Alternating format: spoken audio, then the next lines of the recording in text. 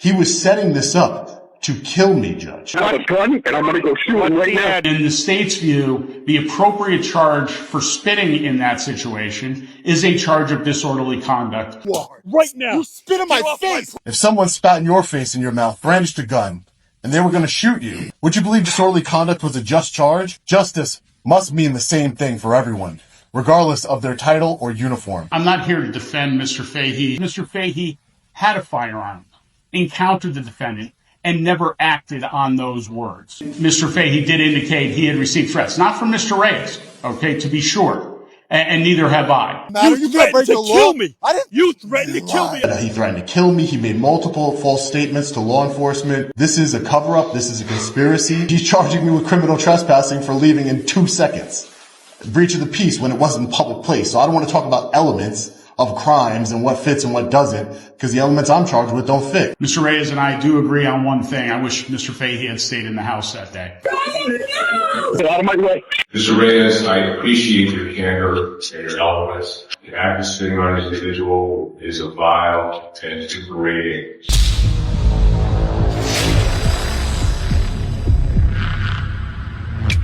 Thank you, Your Honor. This is down for an AR application by Mr. Fahey to the court. I will let, I suspect the best way to proceed about this is to allow Attorney Ment to address the court first. I do, and then allow Mr. Reyes, the victim in this matter, to address the court. And then I do have a few comments about the charges, since there's been much talk and many emails to me about the charges, before Your Honor rules on that. Good morning, Your Honor. The court does have our application for AR in front of it. The statute was created exactly for situations like this. The statute, I believe, has been in place for more than 60 years.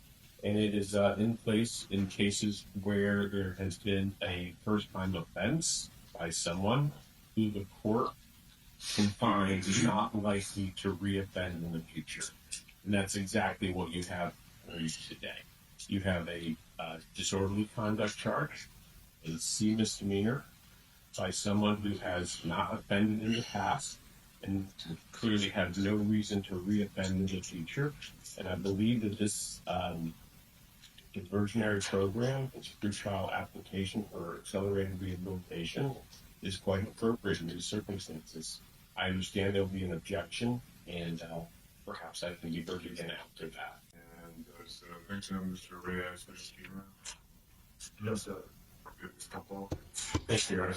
Yeah, that's fine. And Mr. Reyes, if you would stand at the counsel table. Mr. Reyes, there's a request to have you videos. Well, you object to that? I do not object, Judge. Right. You just identify yourself. Sean Paul Reyes. Thank you, Judge. Thank you for allowing me to be heard today, Judge. I stand before this court not only as the victim of the defendant, former Sergeant Brian Fahey, but as a citizen who still believes in the rule of law that must be applied equally to every person, regardless of the badge that they wear.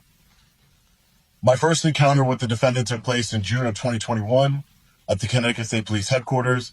The defendant violently grabbed my camera from my hands, threw it to the ground, grabbed me by my shirt, while jabbing his finger into my chest. He later claimed, falsely claimed, that he thought my camera was a firearm. No accountability followed, neither from Internal Affairs nor the state's attorney's office. 2 years later, in July of 2023, it happened again. The same sergeant, defendant Brian Fahey, confronted me outside of the barracks, preventing me from entering in the public building, slammed the door on my leg repeatedly, seized my camera from me again, and threatened to arrest me. Again, there was no accountability whatsoever. That continued lack of accountability emboldened him and ultimately led to the incident that brings us here today. During that incident, my cameraman and I went to the defendant's residence to ask about allegations of fraudulent overtime. Apparently, the defendant works a desk job and is receiving $85,000 a year in overtime, more according to him. The defendant answered the door and told me to leave. I began to leave immediately. Video evidence shows that I left within 2.4 seconds and never stopped. The defendant then went inside called 911 and said, quote, "I am going to shoot him right now," end quote. Those are his words that were conveniently left out of the state police's internal affairs report, even though there was much editorializing and excuses being made, as per usual. His own wife can be heard on the 911 audio begging the defendant not to go outside. He didn't care. The evidence and video footage clearly shows that as my cameraman and I were complying with his order to leave, the defendant advanced towards us with a firearm in his hand, repeatedly bumped into me, and then committed one of the most vile, degrading acts imaginable. He spat directly into my face and inside of my mouth.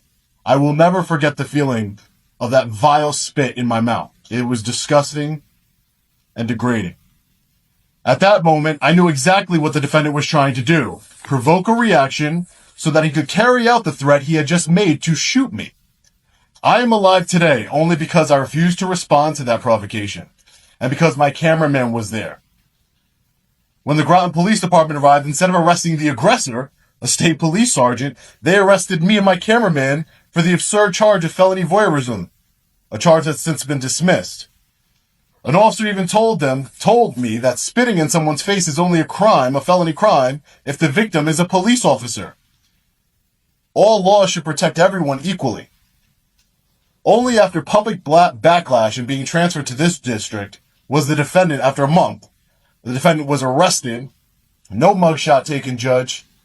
No perp walk, just, I would assume, walked in, walked out. That's not what happened to me. And even then, it was only charged with disorderly conduct. Judge, I fully understand that it is not within your authority to bring charges. That power belongs to the state's attorney. But it is within your authority and your obligation to decide whether accelerated rehabilitation should be granted. Under Connecticut General Statute 54-56E, accelerated rehabilitation is a privilege. It is not a right. It may be granted only if the offense is not serious in nature, the defendant is unlikely to offend again, and granting it would not endanger the public interest. This case fails on all three counts. The conduct here was serious, Judge, and violent. Brandishing a firearm, physical aggression, spitting, explicit death threats. The defendant has showed a continuing pattern of aggression and abuse of authority. And granting him this privilege would undermine public confidence in the justice system itself, sending a message that those in law enforcement are beyond accountability. Judge, I mean no disrespect, but I ask you to consider this on a human level. If someone spat in your face and your mouth, brandished a gun, and they were going to shoot you, said they were going to shoot you right now, would you believe disorderly conduct was a just charge? Would you consider it justice to let that person walk away with no record through accelerated rehabilitation? I have been denied justice again and again when it comes to the defendant, Brian Fahey. I have been victimized. My constitutional rights have been violated on camera for the world to see again and again. But today, this isn't about revenge. It's about integrity, fairness, and restoring faith in law. Justice must mean the same thing for everyone, regardless of their title or uniform. For these reasons, Judge, I respectfully ask the court deny the defendant's application for accelerated rehabilitation and set this matter for trial. Only a public trial where evidence is tested and truth is revealed can bring even a measure of justice, not just for me, but for every citizen who believes in accountability under the law. Thank you, Judge. Thank you, Your Honor. I want to address a few things Mr. Reyes said. I completely agree with Mr. Reyes that equal protection under the law is of utmost concern. It is not only true equal protection, but even the appearance of equal protection under the law needs to exist. It does here. There is another individual involved who the state will ultimately offer AR to. The state would have offered it to Mr. Reyes. He's ineligible. His cases will be heard before Your Honor, as will the other individual on another day. I will say this. Mr. Reyes brings up the prior incidents. The state here is charged only with the conflicted matter that came out of the New London Judicial District that occurred on Mr. Fahey's property, not the other matters. The state feels that disorderly conduct is the appropriate charge. The state has researched The assault statute. The assault statute requires physical injury or pain. That, in the state's estimation, doesn't occur here. Additionally, there is, under the assault on public safety personnel, a specific reference to feces, urine, saliva being hurled or thrown at a public safety officer, and that's why that charge is different than the assault charge. Obviously, if the legislature chose to change that, they could. They have not to date. I need to charge on what's there. There's been much talk recently about threatening as a charge. I will start with the threshold matter that should former Sergeant Fahey have been charged with threatening and assault and disorderly conduct, he would likewise be eligible to apply to this court for accelerated rehabilitation. Those are not preclusive charges. I have done much research, case law. I've done much research with the jury instructions related to threatening, specifically threatening in the first degree, which would be threatening in the second degree by means of with the use of a firearm. I don't think it applies here for several reasons. First of all, in reviewing, we have asked, as the state's attorney's office, I've had an opportunity to review body-worn video from Groton Police Department when they responded to the scene. On scene, Mr. Reyes indicated and was provided, or was going to be provided, a link to Axon to upload the original unedited videos from his encounter with Mr. Fahey. He did not do that. Mr. Reyes spoke to my inspector about turning over a copy of the video. He said he would do that. He did not do that. To date, the state has not received, through counsel or from Mr. Reyes directly, a complete unedited version of the two videos that were out there. So the state is left to charge and review based on reports, based on body-worn camera, and based on edited videos that have occurred online. I will say that in reviewing transcripts and reviewing body-worn video of Mr. Reyes' encounter with at least one of the police officers on scene that night, he indicated he wasn't fearful of the defendant, that he would have engaged the defendant but for the firearm. In the state's estimation, the words, which could never have been conveyed that day from the 911 operator to Mr. Reyes, could not possibly have constituted an imminent threat to him at that point. They are, in the state's estimation, bluster. The reason I say that is because Mr. Fahey had a firearm, encountered the defendant, and never acted on those words. If there was a threat that day, it would have been having the firearm at his side, on his own property, by the way, which runs into a gray area of protecting. I know from the threats I've received online, that my office has received, and Mr. Fahey did indicate he had received threats, not from Mr. Reyes, okay, to be sure, and neither have I, but from people who have commented on Mr. Reyes' video, and thus the reality is one is entitled to defend oneself or one's family or others. There is justification when deadly threats have been raised against people. In watching the video, Mr. Fahey never, in the state's estimation, as they chest bumped out to the street, raised that firearm towards Mr. Reyes. He turned over the firearm when Groton arrived. And the reality of the situation is that Mr. Reyes himself that day, and in the state's estimation, if there was a threat, it was the firearm itself and not the words that were never heard by Mr. Reyes till some 6 weeks later. Mr. Reyes himself indicated on body-worn camera that in some ways he indicated he sort of saw the actions of Mr. Fahey as being understandable, except for the spitting. What bothered him was the spitting. And in the state's view, the appropriate charge for spitting in that situation is a charge of disorderly conduct, which the state upon reviewing the file, receiving the file, it took nearly a month to get the file here, and within a week or two, the state had the Groton Police Department prepare a warrant, which the state signed, and it was presented to a judge of the Superior Court.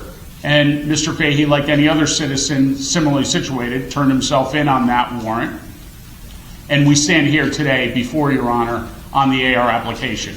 But I wanted to make it clear why those other charges, because there's been much talk about those other charges.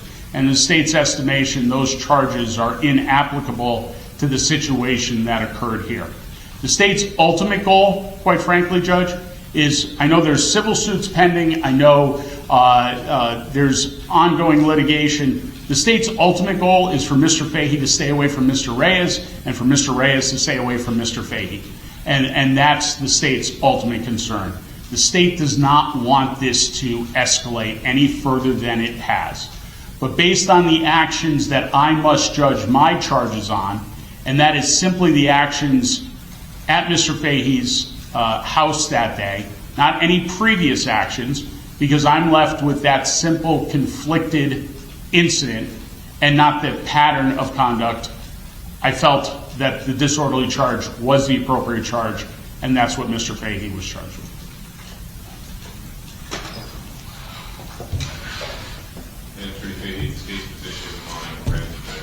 Again, Judge, I think if we were to look at similarly situated defendants, and again, I will offer this, I can't offer it to Mr. Reyes because of his felony conviction. I can offer it to his cameraman. I intend to offer it on a charge to his cameraman if he wishes to take advantage of the program. I think if we were to sit downstairs, or Mr. Reyes was to sit downstairs on any given court date, similarly situated defendants would receive AR, and therefore the state has no objection to the granting of the program. I'll leave that to the court. I don't know if Attorney Ment will have some comments on that. Obviously, disorderly conduct is a 3-month misdemeanor, but whatever period Your Honor sets up to the maximum of the 2 years, that's up to Your Honor. I have no position on that. Yes, thank you, Your Honor. I don't have much more to add. Mr. Fahey covered most of that. There is separate pending litigation between the parties. The prior acts are the subject of that, and nothing to do with today. With respect to this time period, we would ask for 3 months, given that that would be the maximum period for a Class C misdemeanor, and we would ask that the court grant the application for accelerated rehabilitation. I certainly understand Mr. Reyes' position, especially given that he was also arrested, but unfortunately this program is not something that he's able to take advantage of. Thank you, Your Honor. Any further from anybody? No, Your Honor. Any objection to Mr. Reyes being further? I don't, Your Honor. Mr. Reyes, come forward.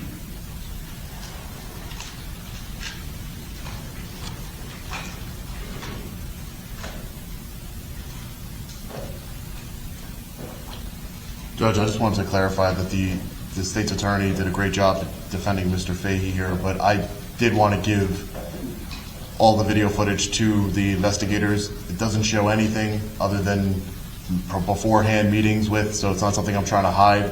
I was advised by my attorney, Stephen Seeger, not to provide the video. I have no problem doing it, but I was advised by my attorney, and I listened to my attorney, so it's not something that I'm trying to hide from the state or anybody. It doesn't. The entire interaction between myself and the defendant is recorded, unedited, other than what the state police say, that I edited out trespassing signs that don't exist, that my cameraman had a mask and a hood on, all types of lies, Judge, that are verifiably false. And again, I only brought up the prior incidents to show this is a pattern. I understand that's not what is being charged with here today. And as far as me not understanding his behavior, Fahey went back inside. The defendant Fahey went back inside. He should have stayed inside. He came outside because he wanted to shoot me. That is evident here. And for you to grant an AR in this case, I understand that, this happens all the time, but how many times are law enforcement officers who take an oath to uphold our constitutional rights, who take an oath to enforce law and order, are sitting before you having spit in a citizen's face and mouth and drawn a firearm on them? This is not just an everyday citizen. This is a former law enforcement officer who should be held to a higher standard. And I don't believe that it is justice for him to be granted the AR. And I agree with the state. I want nothing. I don't want to ever see Ryan Fahey again after today, maybe at my trial. And again, the state argued a lot of semantics of, he threatened you after the fact. That, you know what that did to my family, for my children, for my wife, to hear that this man was going to shoot me, to see the video of him spitting in my face, trying to provoke me. He said, the state's attorney said that I never threatened him. He told 911 that I threatened to kill him. He was setting this up to kill me, Judge. This might be a little disorderly conduct charge, but it's much graver than that. He said that he threatened to kill me. He made multiple false statements to law enforcement. The audio that when he spoke to law enforcement on the body camera footage, I don't have it. It's all been redacted. It's all been muted away. This is a cover-up. This is a conspiracy between the Groton Police Department. He talks about, he had the gun on his hand, semantics. He's charging me with criminal trespassing for leaving in 2 seconds. Breach of the peace when it wasn't in public place. So I don't want to talk about elements of crimes and what fits and what doesn't, because the elements I'm charged with don't fit. And that will be before Your Honor on a motion to dismiss. But this is not justice, Judge, and thank you for allowing me to speak again. Again, I just want accountability and justice. Thank you. I'm sorry, Judge, if I could just address one thing. I'm not here to defend Mr. Fahey. He has counsel. The reality is I was simply laying out for Your Honor why certain charges weren't charged when that's been put out there. As it relates to Mr. Reyes, his charges will be changed. He doesn't know this. He has counsel. It's not appropriate for me to speak to Mr. Reyes about that. But there will be a change in those charges as well based on my similar review as I did here. Mr. Reyes and I do agree on one thing. I wish Mr. Fahey had stayed in the House that day. I'm sure Mr. Fahey, to a certain extent, wishes he had stayed in the House that day. So, there is a limited incident that we're before Your Honor on, and I've laid out why we're here. Court will take a brief recess to consider. All rise. We're now stands in recess. That I've heard so far. So I'm sitting in chambers considering everything that I've heard so far. If I was to take another hour or two to ensure to take my notes and my thoughts, put together something that would be a response that I'm aware of the time. The fact that I think this is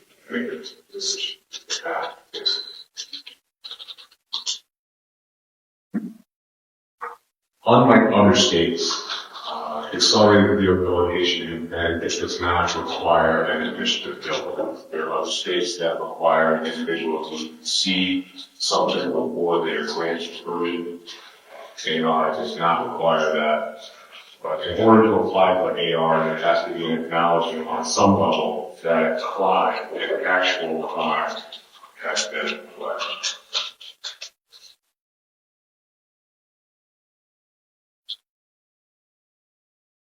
I would indicate that in the time that I spent at the bench, and currently the party judge here in the Judicial District, I oversee the disposition of murder cases, kidnapping cases, sexual assault cases, gang-related cases, racketeering cases.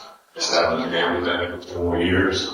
I oversaw each to the Supreme Order docket, the Civil Protective Order docket, those dockets, various difficult dockets for judges. The allegations of all the people the request for protection of the courts, of the police. And without exaggeration, I can say that this is likely the most contentious matter that I have to deal with in the time that I've spent on that. I understand that folks, the parties feel very strongly about their positions. I wish that there was something that I could say that would de-escalate the situation. I don't know if that's possible. I certainly share Attorney Fahey's who indicated his position that de-escalation, I think, is what everybody needs, what would be best for everyone. but I'm not sure, as I said, if that's possible. And, Mr. Reyes, I appreciate your candor and your eloquence. I listened very carefully to your statement and your position.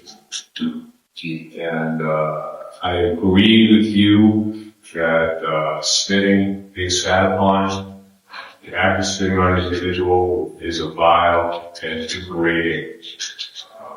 It's vile and degrading, or intended to be degrading.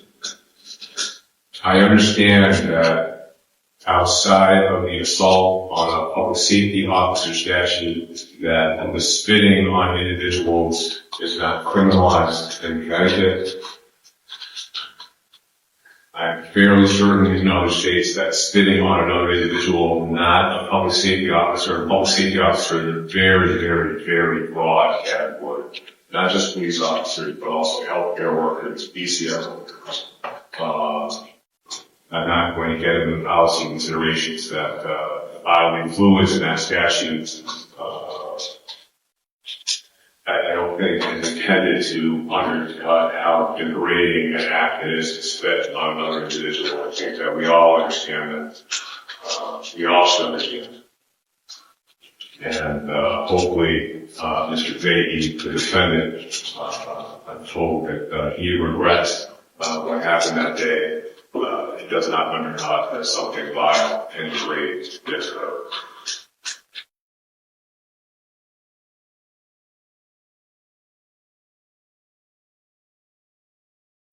I have sat for many years and many times in BA and have been presented many applications on accelerated rehabilitation. And as a jurist, I understand that it is within my discretion to grant or not grant AR, that the legislature, the appellate court, and then the Supreme Court have afforded wide discretion to the court in granting accelerated rehabilitation. And I have been a criminal defense attorney. I have worked with other judges. I know that every judge differs on cases that they think are too serious to grant AR to the legislature. The appellate court and the Supreme Court, they typically defer to the court and those decisions.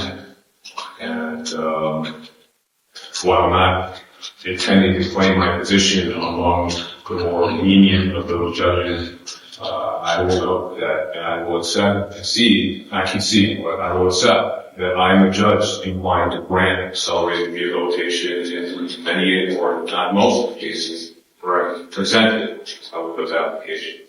Because in order to be eligible for AR, you have to have no record, no record. The charges cannot be precluded by the statute. There are charges for which you cannot get AR. And I've often heard it argued that the possibility of the individual ending up with no record seems unjust, that diversionary programs should a slap on the wrist. And my position is that if one acknowledges that an actual crime has been alleged, an individual is not asked to admit guilt.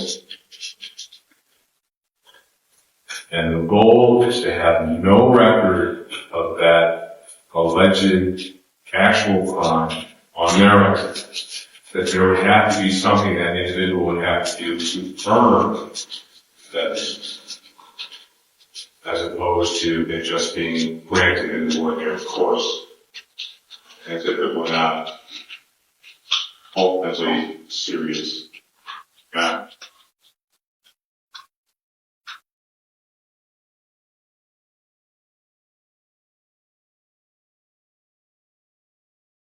As a judge, I have tried throughout my career to listen very carefully to everything that's been said. Oftentimes I have found that individuals want to be heard And having been a defense attorney, I've seen judges not pay attention. But I also understand that hearing someone's position, acknowledging that the validity of that position, agreeing with some parts of those positions, does not always mean that I, the court, is going to do what that person asked in court. So my job, if my decision differs from what I've been asked to do, is to explain my position while letting everybody know or feel that I hear it. I heard it.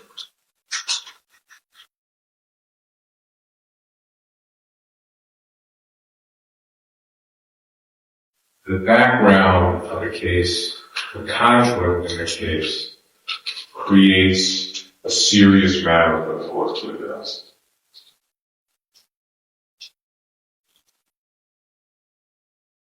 Any decision the court makes is probably not going to de-escalate the situation.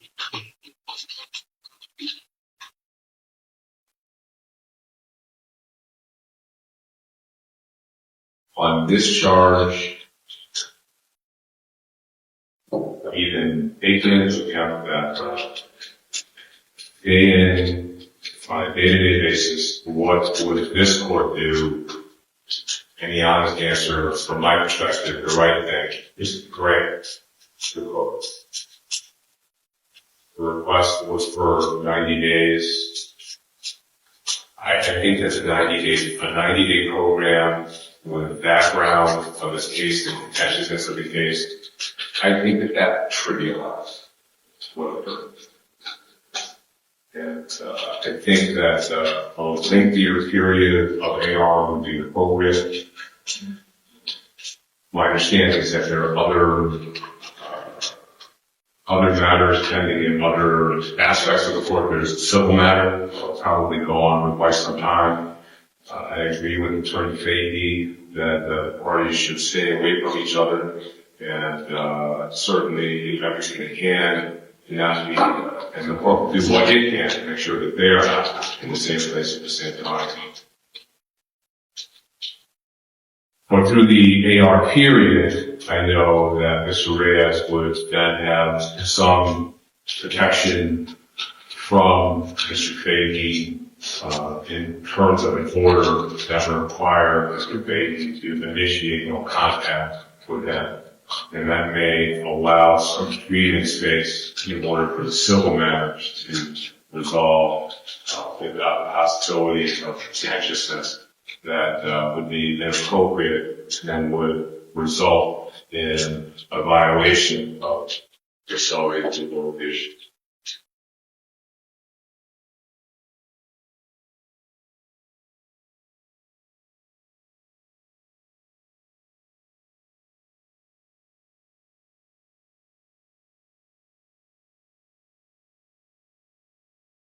And so I will find that the charges against Mr. Fahey are not so serious as to include the grant of JR. And I will grant accelerated deportation for a period of 18 months. That is 6 months longer than the average grant of AR. Is to incur no arrest for which qualifying probable cause. Is to initiate no contact. And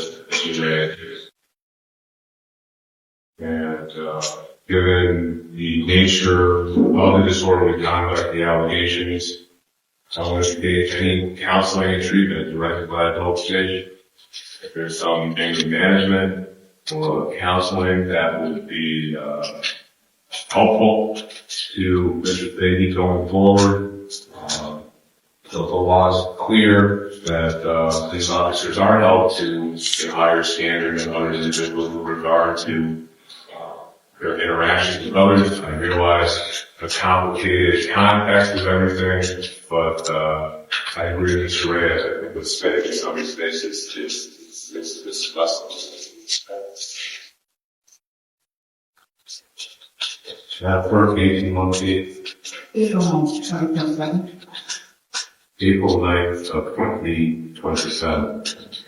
And the matter is returned to court. They are to be terminated, and then questions of guilt not required by AR would then be settled by a jury of Mr. Davis' peers.